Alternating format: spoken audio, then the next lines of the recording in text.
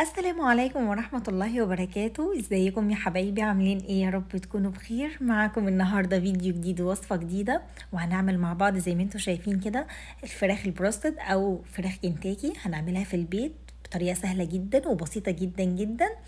هتعجبكم قوي، طعمها تحفة وريحتها كمان. ويلا بينا نشوف هنعملها ازاي مع بعض.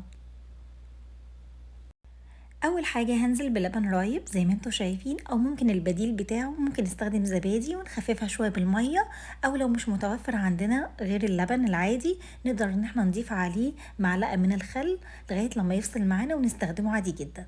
بعد كده هنزل بالتوابل بتاعتي، معلقه صغيره من الملح والفلفل الاسمر والبابريكا والثوم باودر والبصل باودر. تمام، هندوب التوابل بتاعتي كويس جدا مع اللبن الرايب. بعد كده هنزل بالفراخ بتاعتي.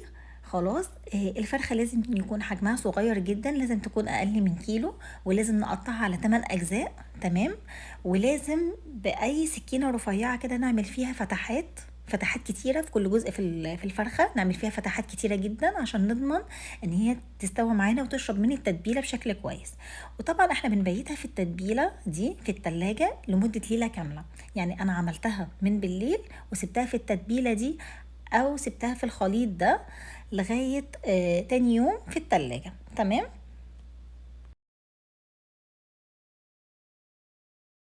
وبعد كده عندي كوباية من الدقيق، عليها ربع كوباية من النشا. تمام، او على حسب طبعا الكمية اللي انت هتعمليها. عندي هنا البهارات بتاعتي، معلقة من الملح والفلفل الاسمر والبابريكا والبصل باودر والثوم باودر، ومعايا كمان معلقة من الخردل.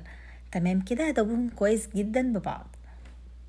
ودلوقتي طلعت الفراخ بتاعتنا من التلاجة بعد تاني يوم. خلاص، زي ما اتفقنا ان احنا بنسيبها ليلة كاملة في التلاجة في الخليط بتاعها. بعد كده هنزل بيها في الدقيق اللي احنا عملناه مع بعض، الدقيق بالبهارات بتاعتنا.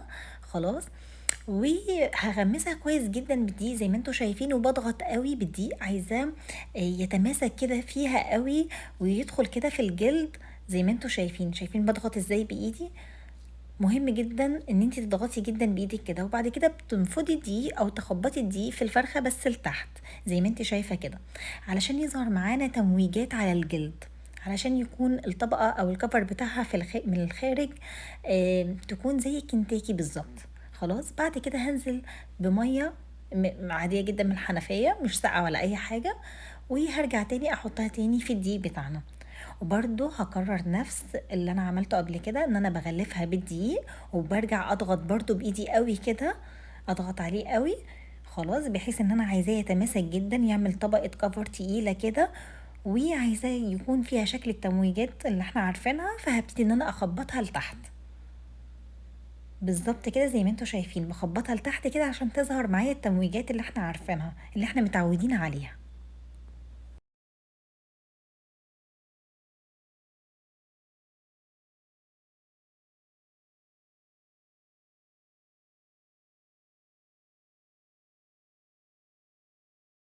وبعد كده هنبتدي ان احنا نحمر الفراخ بتاعتنا في زيت غزير جدا. خلاص، اهم حاجة ان الزيت ما يكونش بيغلي، ما يكونش سخن قوي، انا عايزاه يكون سخن بس. خلاص، ما يكونش بيغلي يعني، لان لو الزيت بتاعنا بيغلي هيحمر الفراخ من بره ومن جوه هتكون نية. تمام، يبقى لازم الزيت ما يكونش بيغلي قوي. تمام، بحيث ان هي ما تاخدش لون بسرعة قبل ما تستوي. ودي شكل الفراخ بتاعتنا، بجد لونها فظيع، كمان ريحتها حلوة قوي وطعمها تحفة. اخده كمان كفر كده بيقرمش، بس اهم حاجة ان انتي لازم تطلعيها على شبكة عشان يفضل بيقرمش معاكي لاطول وقت.